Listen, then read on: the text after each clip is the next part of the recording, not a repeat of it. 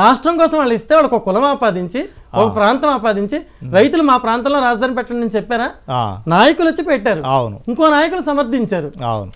వాళ్ళ జీవితాలు చిన్నవేనో మీ వల్ల అయిపోయినాయి, మీరు వాదార్పుగా నిలబడాలిగా.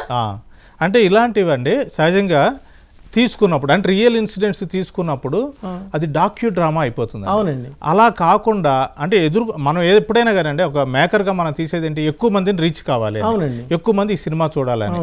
అలా అనుకున్నప్పుడు మీరు ఎలాంటి ఇన్సిడెంట్స్ని ఎలా కథని నడిపారు, ప్రధానమైన పాత్రలు ఏంటి? వినోద్ కుమార్, వాణి విశ్వనాథ్ చాలా పాపులర్ ఆర్టిస్టులు కదా, వాళ్ళ నుంచి ఎలాంటి నటన రాబట్టుకున్నారు, ఆర్టిస్టుల గురించి కూడా ఎక్స్ట్రాడనరీ పెర్ఫార్మెన్స్ అండి. 253 మంది పైచిలుకు రైతులు చనిపోయారండి గుండెపోటు వచ్చి. ఇది ఎప్పుడైతే భూములు ఇలా ఇబ్బందుల్లోకి వెళ్ళిపోయినాయో చనిపోయారు. వాళ్ళు చనిపోయిన దాంట్లో ఉన్న ఎమోషన్ తీసుకుని సార్ నేను కొంచెం ఇంకొక ఫిక్షనల్ ఇన్సిడెంట్ చేశాను నేను దాన్ని. వాళ్ళ చావుని ఇంకో రకంగా చెప్పాను. చచ్చిపోయింది అనేది నిజం, కానీ ఇంకొక రకంగా చచ్చిపోవడం చెప్పాను. ఎందుకంటే మీరు అడిగారు డాక్యుమెంటరీ టచ్ రాకూడదు, సినిమా వాళ్ళ ఎమోషన్ జనానికి రీచ్ అవ్వాలి, వాళ్ళు పడిన బాధ స్ట్రగుల్ జనానికి తెలియాలి అని కొన్ని ఫిక్షనల్ ఇన్సిడెంట్లుగా మార్చాను. కానీ దానిలో ఉన్న సారాంశం మాత్రం నిజమండి. కంటెంట్ ఏదైతే మీరు అనుకున్న కంటెంట్ లో మార్పు చెప్పడంలో కాస్త తేడా ఉండుండొచ్చు, కానీ విషయం ఏదైతే ఉందో దాన్ని కరెక్ట్ గా క్లియర్ కట్ గా అందించడంలో అంటే మీకు సహకరించిన ఆర్టిస్టులు వాళ్ళ గురించి కూడా ఒకసారి. ఏరువాక సాగారు ఆ పాట ఫస్ట్ పదాలను మణిశర్మ గారు అండి, ఎక్స్ట్రాడనరీ మ్యూజిక్. శుద్ధాల అశోక్ తేజ గారు బ్యూటిఫుల్ పాటలు రాశారు. గురుచరణ్ గారు, వెలిగళ్ల రాంబాబు గారు. డైలాగ్స్ వచ్చినప్పుడు అనిల్ అచ్చుగట్ల అండి. స్టోరీలో నాకు హెల్ప్ చేసిన సూర్యప్రకాష్ అని ఒక ఆయన, తర్వాత శ్రీకరణ్ నా ఫ్రెండ్, వీళ్ళు కూడా హెల్ప్ చేశారు. ఇక ఫోటోగ్రఫీ రమేష్ అండి, ఆయన Chennai cameraman, super extraordinary cameraman. మీకు అవుట్డోర్ లో ఎంత బ్యూటిఫుల్ గా తీసాడో ఆయన, లైట్స్ అవి వాడకుండా సూపర్ కెమెరామెన్. ఎడిటింగ్ అండి, మెయిన్ అసెట్స్ ఎడిటింగ్.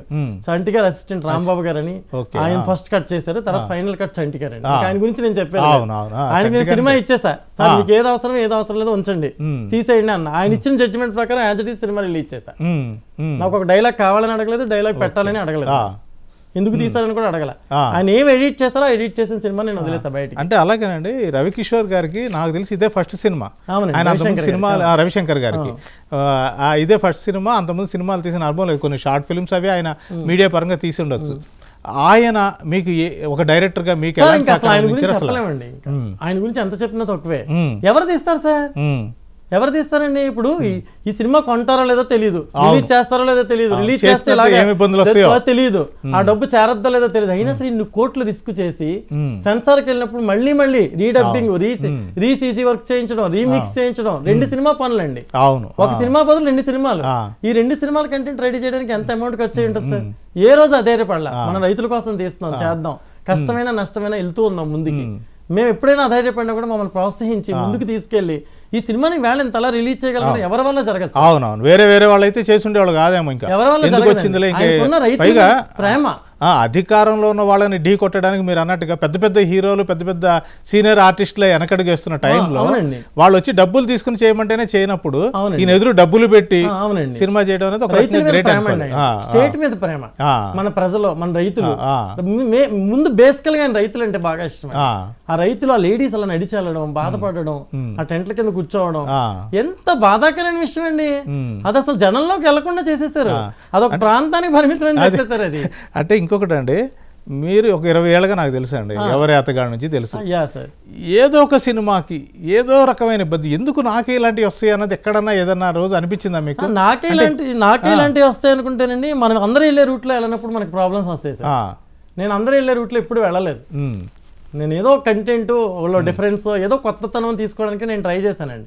ఎప్పుడు రెగ్యులర్ కమర్షియల్ ఫిల్మ్స్ రెగ్యులర్ గా చేయాలి అనుకుంటే నేను కూడా ఆలోచించగలను, అది ఇష్యూ కాదు. నేను వెళ్ళిన దృక్పథం వేరు. నాకు కొంచెం ఎమోషన్స్, సోషల్ ఎమోషన్స్ అంటే ఇష్టం. నాకు డైరెక్టర్ శంకర్ గారు అన్న, వీళ్ళన్నా కొంచెం నాకు కొన్ని ఫిల్మ్స్ అంటే చాలా ఇష్టం. అలాంటి సినిమాలు చేయాలని నాకు ఉంటది. ఈ కంటెంట్ విన్నప్పుడు కూడా నేను అలా ఫీల్ అయ్యా, చాలా గొప్ప కంటెంట్ ఇది. అసలు ఇందులో ఉన్న ఎమోషన్ అసలు ఎంత గొప్ప ఎమోషన్. స్టేట్ చాలా గొప్ప కంటెంట్, అలాగే రైతు, ఈ రెండింటిని మిక్స్ చేసే సినిమా అంటే మీరు ఆలోచించండి సార్. ఎవరికైనా ఛాలెంజింగ్ గా చేయాలండి.